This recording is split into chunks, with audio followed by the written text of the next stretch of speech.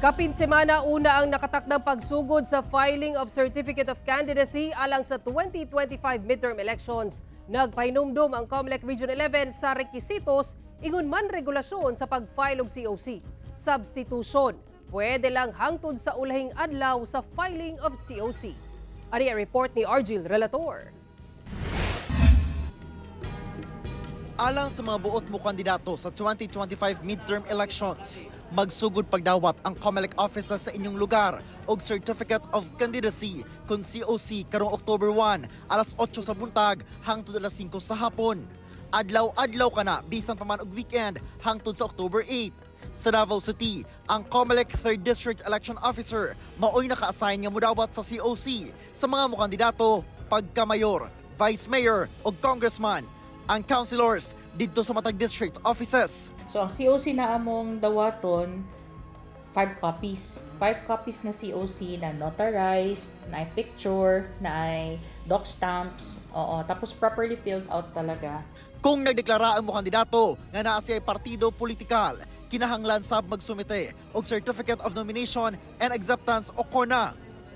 Kung walay CONA, buot pasabot independent ang kandidato.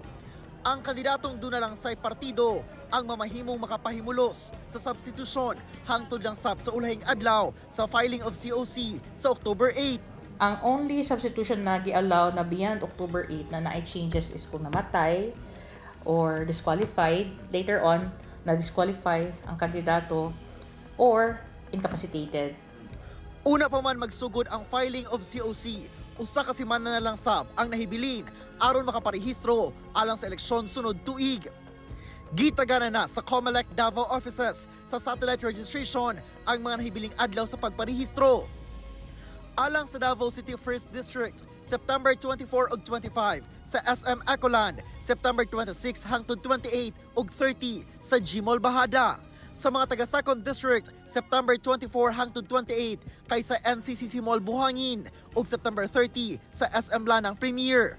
Samtang alang sa 3rd District, September 24 hangtod 28 sa Vista Mall Barangay Santo Niño. Wala na extension sa registration. Kauban si Melchor Alving sa kamera. Ako si Argil Relator para sa One Mindanao.